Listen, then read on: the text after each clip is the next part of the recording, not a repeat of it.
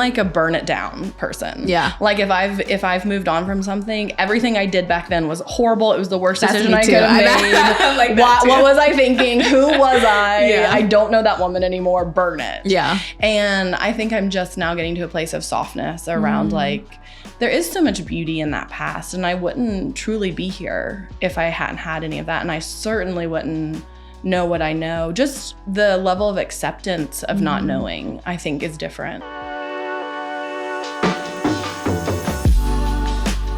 Hello and welcome to The Fostered. I'm your host, Angel Foster, and today we have a very special guest, my boss, Mary Cort Carr, CEO of The Underbelly, and literally the bravest person I know. Mary, we're so happy to have you here today. How are you doing? I am so excited to be here. I can barely sit still. I think it's funny to just jump into conversation like we haven't been just chatting away all morning and Non-stop. making food.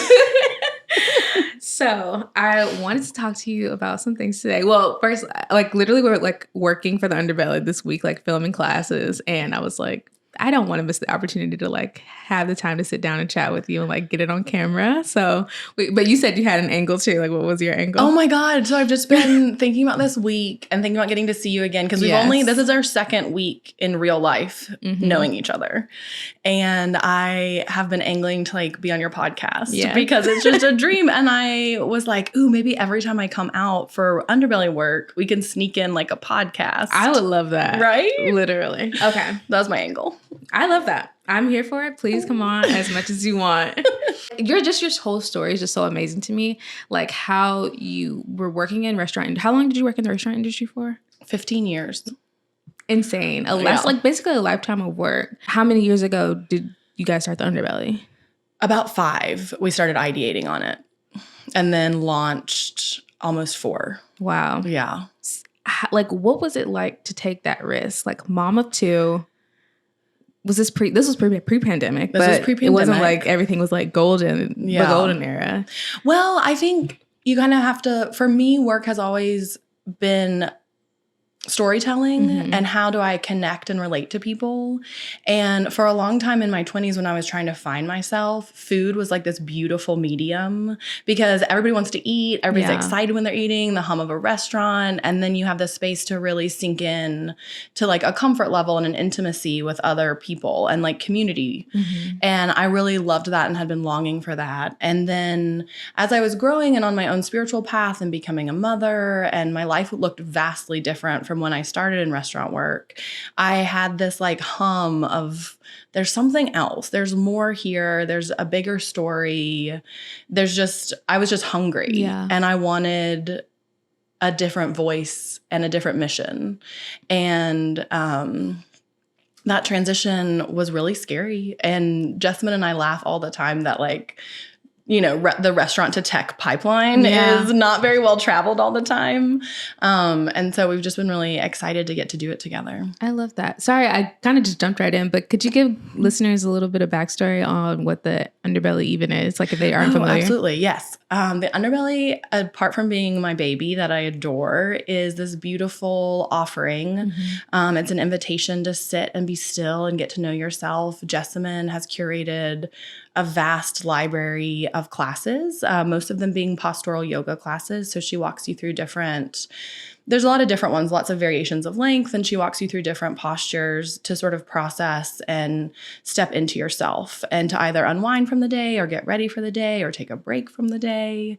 And it's an app that physically lives on Apple and Google, as well as the web and Roku and some other fun, unique places. Nice. Yeah. And this week we're filming more content for that. So Mary's my boss, if it wasn't clear, along with Jessamyn. And it's so amazing to work virtually with someone and then have this opportunity to meet in person. It was kind of tripping me out the first time we met because we didn't work that closely together, but now, ever since I met you, I'm I literally want to work with you every single day. So I'm just so happy that we get this time together. Yeah, we got really lucky. Yeah. I think that first meeting surprised both of us. Because for me, I always step into those spaces sort of trying to be cognizant of being a boss. Yeah. And I don't know what that means for everybody. Everybody has a different relationship to what that looks like. And you were so beautiful and open and just allowed me to be Mary and human. And I felt like you really saw me. And it was this I mean, it's just a gift to get to talk to you. That was such a hard week for me too, because we got robbed that week. Yes. And I just cried. I just cried to you. And I think it was like you just helped me. And I mean, you also have a daughter that's a Cancer, so maybe you were like, this is I know familiar. what to do. This is familiar territory. But I like just working for you guys. Like it's such a, and I don't even, it even still feels weird like saying working for you, because it doesn't, like the way you guys approach work doesn't feel like that. It feels very like we say, like there's no hierarchy. How did you come about like that approach, like figuring out like that's like the kind of approach you want to take with this work? Yeah.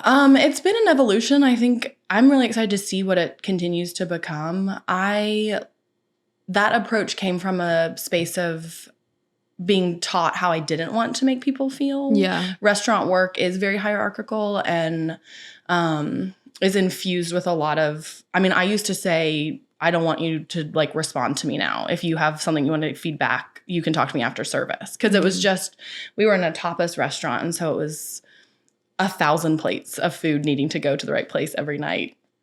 And so doing management in a different way, I didn't like it. It wasn't authentic to who I am. It didn't allow for the connection. And I was also being managed in a very demanding, high stress environment. And I think it felt really normal to say, no, this is a space of creativity and we have the opportunity to change that narrative and to be curious around it. And so what does that look like if we just stay open? And it's scary. I think there's a lot of reasons you do it in a hierarchical structure. It's a lot more clear. Like I can, say what I need and then not have to deal with any feedback around it. And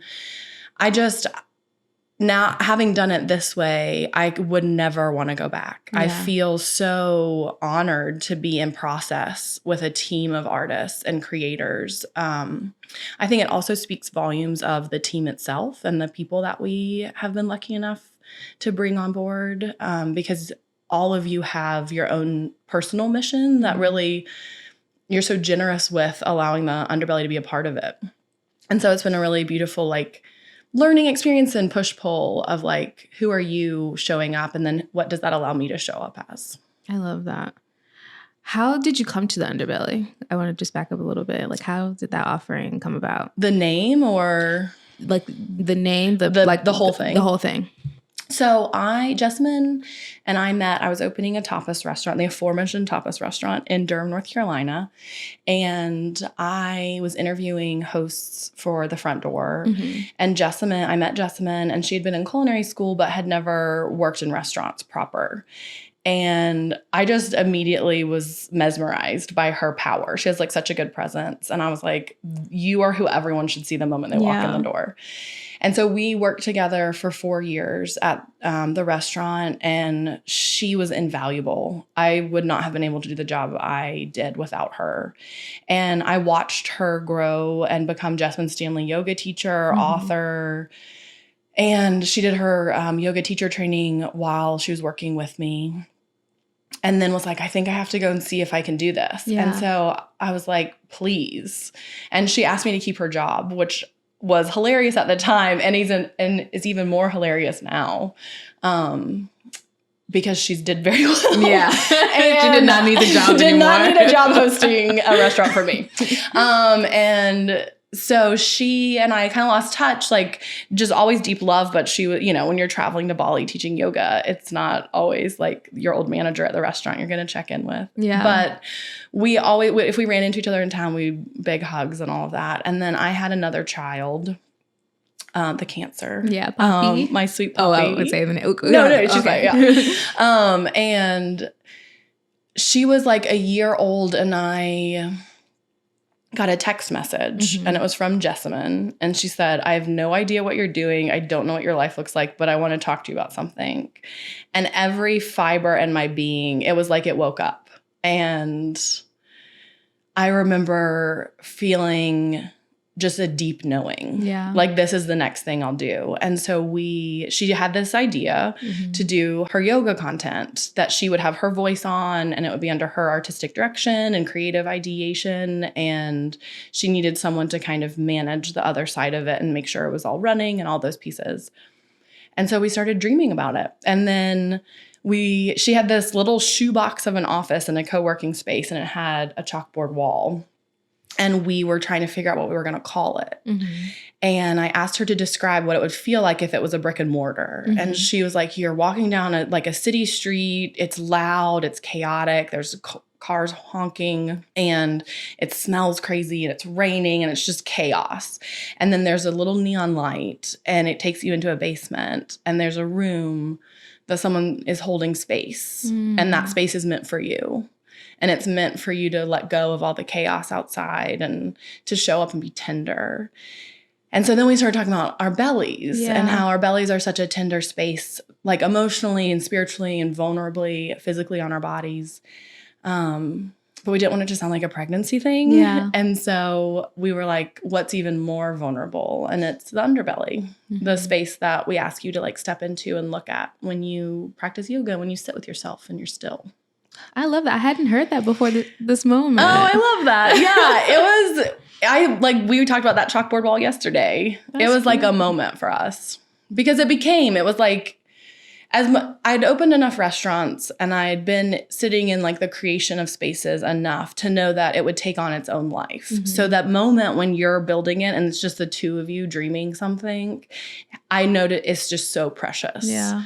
Because once it's out, everybody gets a say in it. And that's part of the beauty and the magic of creating. Once you let go, the world gets to comment and relate to it. But that moment was a really special behind the scenes knowing for us. Yeah. The Underbelly has been so impactful. I was obviously a practitioner before joining the team and like a huge fan of Jessamyn, but I had no idea like there was this other side like where your influence was so strongly impactful. I feel like the fact that Jessamyn like chose you to like dream it up, like your skill set in management, like that was what was preparing you like for this moment because just like the knowing of like I don't want to work in an environment like that anymore because like you were having some hardships too, like the restaurant world had definitely like kind of jerked me around a little bit and like different promises being made over the years and just an environment that is just hard. I think it's hard for everybody. I think it's hard for the owners and the chefs and the people in the kitchen. You just see work these insane hours. But it had definitely broken my heart as far as like upward mobility. And I think until you own something that's yours, having a say in it is just, I had always been longing to have more of a voice and a say in like the energy and the creation and just how you build teams and how you create systems and how people feel safe. Like that's a really big, important piece of work for me is that if you're going to ask people to give a lot of who they are, you have to make such a safe environment for that to happen. Yeah. And if you don't have a partner who's honoring that or you know, if you're not the top, you're not where it stops, that voice and that opinion, then you can't guarantee that safety. And that was something that was really hard in restaurant world was sort of broken promises and, you know, inequitable pay and a lot of like overarching sexism and just all the things that you hear. Yeah. You know, they're there. And I was really thankful that Jessamyn, I mean, I felt like Jessamyn honored me in a way that I am still wrapping my brain around in wanting me to support her and then also giving me space to be me here. It is a gift that like I still am gobsmacked by. And, you know, imposter syndrome and like all that stuff comes in. You're like, I don't know what I'm doing. I'm like Googling acronyms in tech meetings. Yeah. Like, what are you saying? What's OTT mean? Oh, okay, cool. And so it has been such a gift to get to build a team and utilize the management skills that I do feel stronger in. Yeah.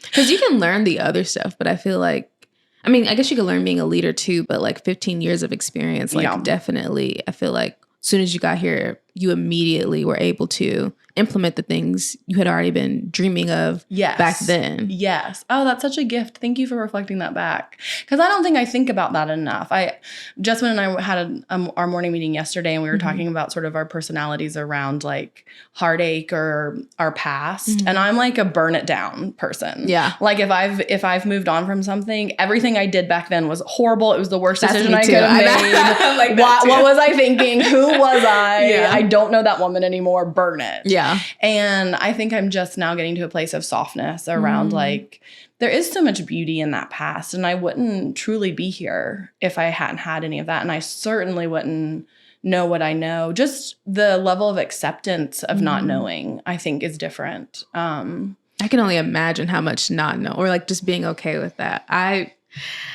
have to confront like being a beginner, like that beginner mindset literally on a daily basis. And I feel like if I had worked in something for 15 years and then doing something completely different, I feel like that letting go would be so hard for me because, I mean, you were obviously like really successful doing what you were doing. And so to then be again at a beginner, but you're not really because you have all this experience, but completely new at what you're doing. Like the perception around that, I feel like would be a lot for me to handle. Was there anything like that coming up for you?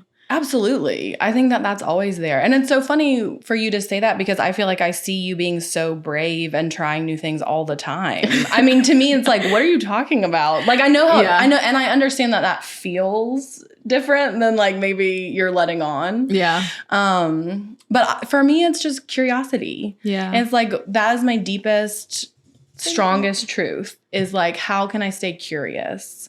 Because I feel like I've seen what happens when you just sort of like, all right, I'm going to set my course and just let it go. And that is a devastating eventuality for me. And so to just stay curious about Pilates, about a workout regime, about food, about management, about businesses, I think what I keep coming back to is like, we're just humans having this human experience. And if I can offer a sense of like, what does it mean if I feel this way without judging it immediately? That has been really helpful. So what are your practices around staying curious? Like, how do you implement curiosity into your life? For me, curiosity is always grounded in my connection with nature. Okay. So, because that's what makes me feel safe. You know, and I think that looks a lot of different ways. Like I love my plants. I love my garden. I love being dirty.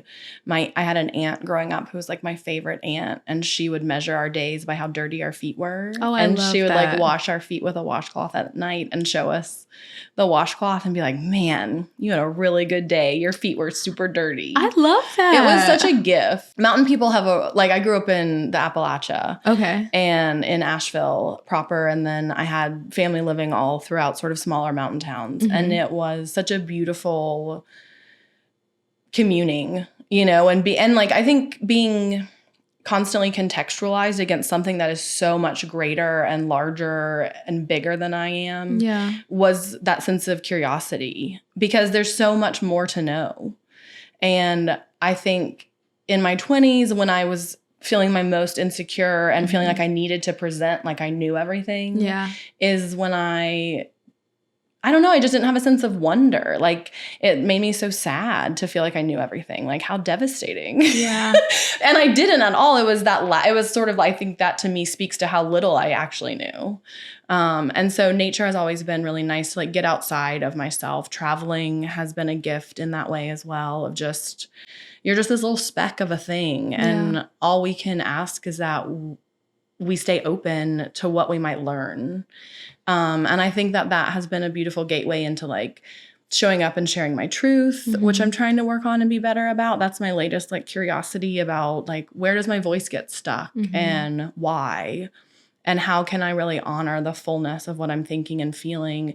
And then trust that if it's wrong or if I haven't learned enough, that I can continue to share that truth and it will change. And I'm a constant evolution. Like we're all in process. And to not own that space and give that compassion, I think really limits how we're able to interact with one another. That is so beautifully said. I think I struggle with like wanting to show up as like this already full human all the time and not letting myself like change, even though I'm constantly changing and like rejecting that change and not, I just feel like I just have to have it together all the time. And maybe that's what you're saying. Absolutely. We can't like, when you turn 18, like you get asked so many questions, like you're like, what are you going to do? Like, and I mean, still, I feel like I'm being asked so many questions on the daily, like needing to have my life figured out. But I think this is the time for the most exploration, if anything, right? Because I don't have any kids yet or I'm not married. But I think that work is just, that's always your work. Yeah. Like, it's so individual. And like, having kids, they ask you more questions than you could even fathom. Like, I'm like, oh my God, like, please stop talking to me. I need you to go find that information elsewhere. But I think for me, like, I have always waited until I've known something to then present it. Yeah. Like, oh, look how smart I am. And like, I have my shit together and I know what I'm doing. And it has been the greatest gift of my life to say, actually, I don't know. Or I process through talking a lot of times. Same. So I want to have a conversation with you and like naming like, hey, I'm going to practice this. Yeah. Can we have a conversation? And I think that's something you and I really connected on, is like, we're both learning what we think together. Yeah. And like, and we understand that experience. But I relate so deeply to that feeling of like, oh, I can't say anything until I know, or I just have to pretend like I know. And there's a lot of fake it till you make it that I'm like super on board with. Yeah. But I think when there's like a level of intimacy and safety and I think that's part of why that's so valuable to me as a company, that if we're going to ask to create, it's a constant work. And like, creation is the question. Yeah. It's like putting it into form. And so if you're able to like work on that in community and it feels safe, like that to me, that's like best case scenario, to say, I don't really know how I feel about that, or I would love to have a conversation to see how I feel, and like name it as a part of the process, and find your people that you can do it with. That's not going to be true of everybody. You know, like if, you know, when we have our meeting with Oprah, I'm going to want to pretend like I know what I'm doing. Yeah. You know? Wait, do you have a meeting with Oprah coming up? I am manifesting. Oh, okay. I am constantly having meetings with Oprah in my heart and mind and soul. I feel like she laid such a beautiful groundwork. Yeah. Of storytelling. Love Oprah. We love I mean, who doesn't love Oprah? I mean, well, some people don't. Well, they are wrong. Yeah. I'm going on record as saying that's the only, they need more curiosity in their life. Yeah, I think it's because she's a billionaire and people are like. That's fair. Yeah. That's fair. I just don't believe in like moral absolutism. Yes. She can be both, and we can all be so much more than we are. I'm right there with you. Yeah. I am right there with you. As your Kardashian opinions earlier. I know. We were getting into some Kardashian. I'm kind of nervous to say this on the podcast because people. Oh no, did I turn you out? It's okay. Yeah, I love the Kardashians. They can. I mean, I think you should own that. And I think what we talked about was a very like, you're curious about it. It's a different perspective on life, and that offers you a space to be intrigued. Yeah, I look up to Kim Kardashian so much, and like that feels strange to say out loud, but I really do. I admire her work ethic strongly, and I think someone who can take like a sex tape and turn it into like this crazy empire, I think is there are amazing. Things to learn. Yeah, I'm obsessed. But anyway, enough Kardashian, please. They get enough already. I wanted to ask you, so like you were saying how your aunt like measured your day with the amount of dirt on your feet. Do you take any of that with like your kids now? Like I just feel like TikTok and social media and like the phones, like are these little black boxes like consume so much of my time, my siblings' time. And so I'm like, how are you managing parenting in the digital age? This is such a good question, because I think it challenges my curiosity theory more than anything does, because as a mother, I have the way I grew up, and there are so many things about it that I loved, and you know, I want that for my kids, and like having children outside of the mountains was a big deal for me, of like, oh, I'm not going to have the same things to do and expose them to as I had.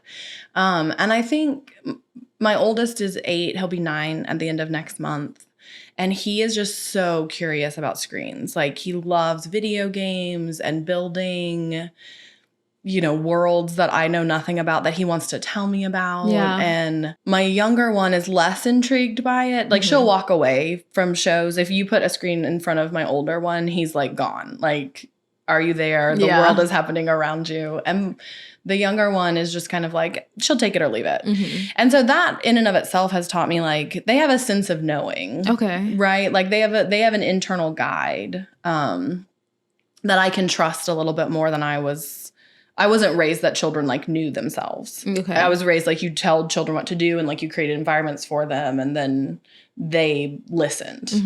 And so I'm trying to be a little bit more like exposed with them, and like, I'm human too, and mommy doesn't know what she's doing all the time, and I yelled at you and I shouldn't have, and I made a mistake and I'm sorry, and like just owning who we are. And I hope it will let them hear their voice in those spaces so that I can kind of take the lead, because they're growing up in a digital world that I didn't have until halfway through my life. Yeah. You they know? literally had it for their whole lives. Yes. And they're going to need to know it. Yeah. And that's something that's hard for me. And so I try to just add in the things I want them to have. So like they definitely have screen time.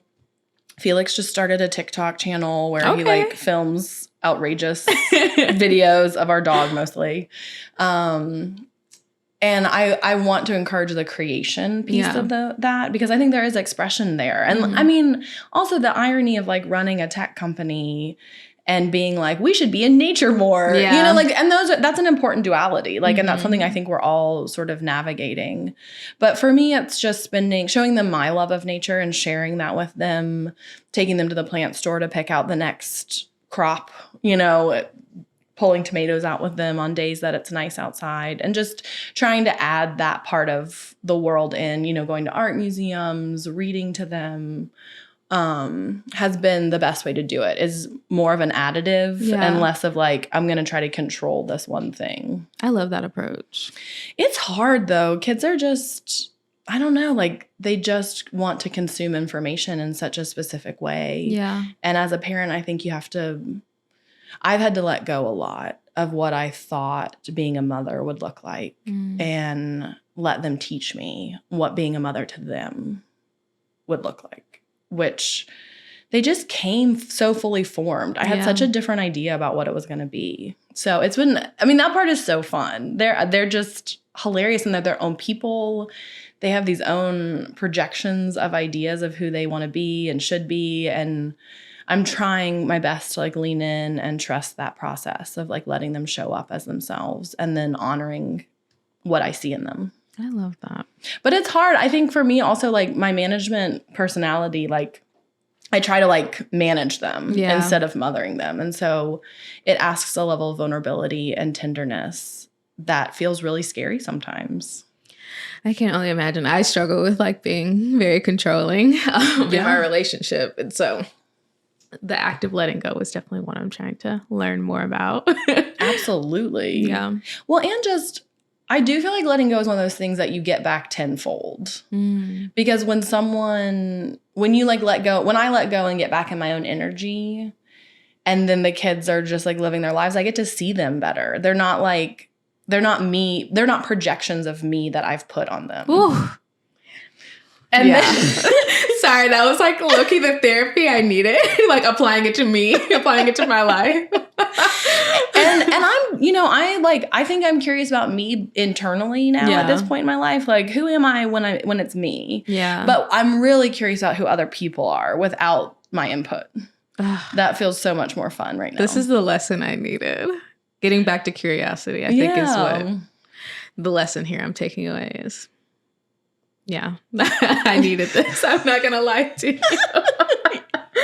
I just to give a little tea, like I just am so like controlling of my partner or like wanting to be. And I just want him to do everything I want him to do. And when he doesn't, I get upset, and I'm like, why am I so upset by this? Like, so like I told him not to skate around the lake because one time I was walking while he was skating, and his skateboard almost went into the lake, and I was like, please don't do this again because this water is like extremely contaminated. Well, of course, the skateboard ends up falling into the lake. We'll have to show you the video. The skateboard falls into the lake, and I got so upset by it versus like making it be like a funny thing. Thank God we were separated. Otherwise, it probably would have been an argument. Like I was out to brunch with a friend and he was with his friend. Oh, yeah. But I was just getting so upset, and it was kind of ruining my brunch with my friend. And I'm like, why am I so upset about this? And I'm like, realizing in that moment, I'm like, wow, you're really controlling. Like he didn't do what you wanted you to do. And now you're upset by it. And I think what you're saying is like, I could have just viewed this, like just being curious, like he still was going to do it. Like he's a Sagittarius, he's going to do what he wants to do anyway. Yeah. I had no control. And like, just to reframe that for you, like, I think it's helpful to be like, well, why did you feel the need to say that to begin with? Like, is that coming from a fear space of like losing him? Yeah. And like, what is like, cause there's something deeper than just like, I want to tell you where to skateboard, you know? And so I think that there's so much beauty in you honoring that process showed you something about you. And like, what does that then like what freedom does that allow you to kind of sit with and go into? Yeah.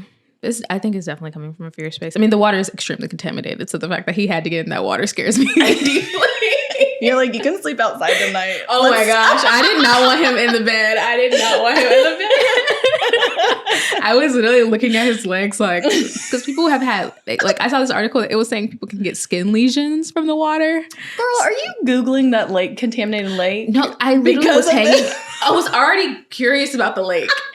And so the fact that this happened right after I was already... You're like building your case. Yeah. So I'm like, the fact that you would fall in, like after I've read all this stuff about how contaminated this water is, it's hilarious to me. I can't wait to show you the video. You're going to crack up. I've been learning a lot about like, part of my control is that I didn't want to grow up and do stuff. Like I didn't want to have to feel things myself. Mm-hmm. And so I'd be mad if people triggered me and be like, I don't want to admit that I'm like afraid to lose you. Like that's uncomfortable. And I hate, or like that feels like a weakness or whatever the story is. Like there's 1,000 micro stories I tell myself all the time.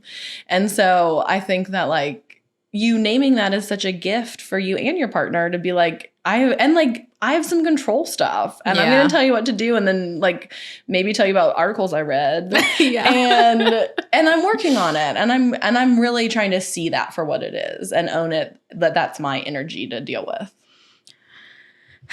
Yeah. Deep breath on that. Yeah. Okay. To wrap up, I wanted to ask you some of your wellness practices as you run a wellness company. So what are the things that you do to take care of yourself?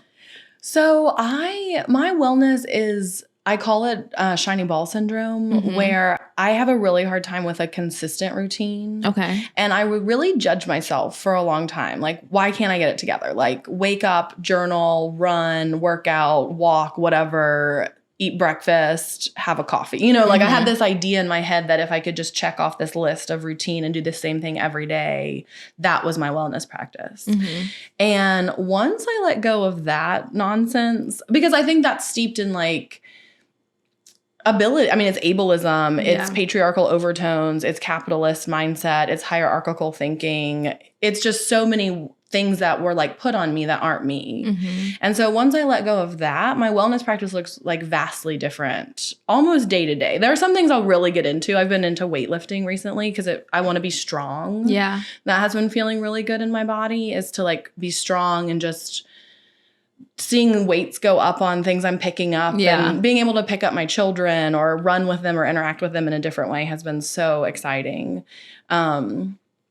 But for me, it's more like, what can I do for an hour a day? And that when the hour shows up, I let myself name what it is I want. And some days it's a nap. And some days it's like laying in the sunshine. Or I try to always have a body integration, because that's something I've been learning a lot, is that I historically have used my body as a tool and I want it to be a companion. I want Can you say more about that? Yeah, like I played sports growing up and I'd roll my ankle, wrap it, get back in the game. Like it'll be fine. It can heal later.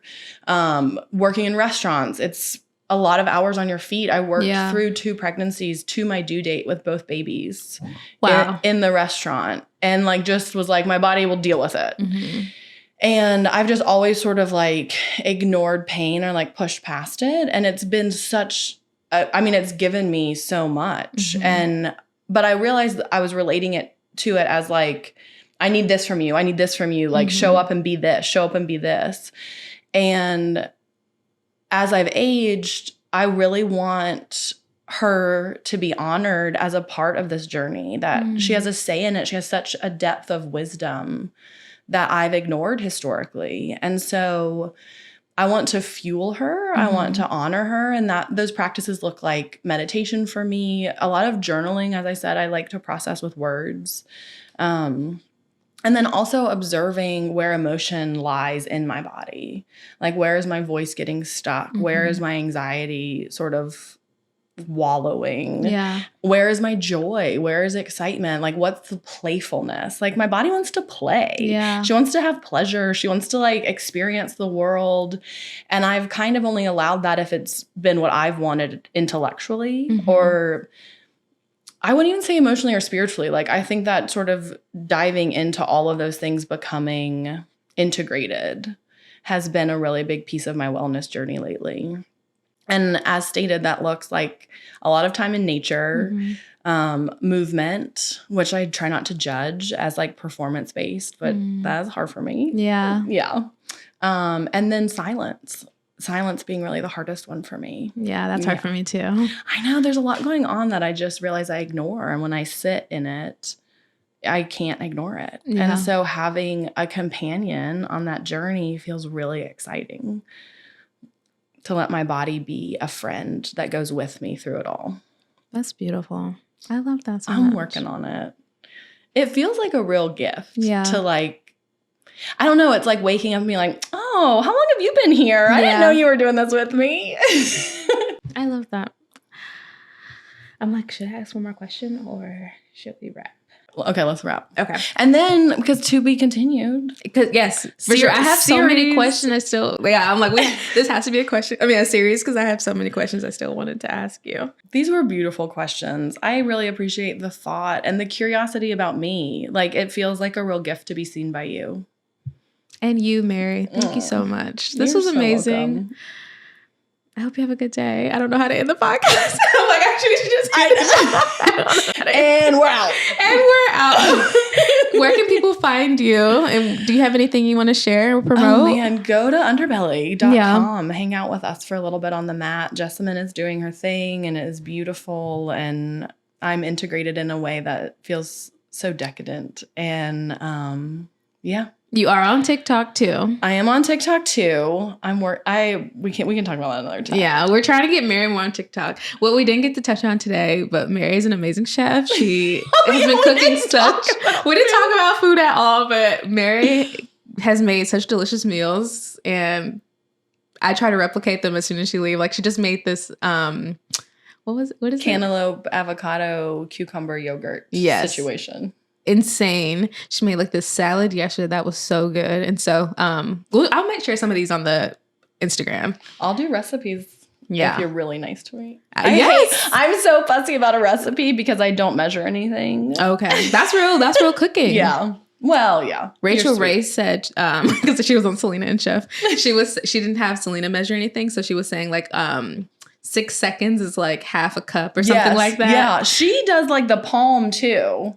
Like a really closed palm is like a teaspoon. Okay. And then like a flatter palm is a tablespoon, which I'm really here for. I like all those little hacks. I'm ready to learn all of it. Well, we'll go on a journey together. Yes. It'll be fun. All right. This was beautiful. Thank you guys so much for listening. Please like and subscribe if you're watching on YouTube. Give this, rate the podcast 5 stars. All the things you're supposed to do when you're wanting to support a podcast. Please do it. And I hope you have a good week.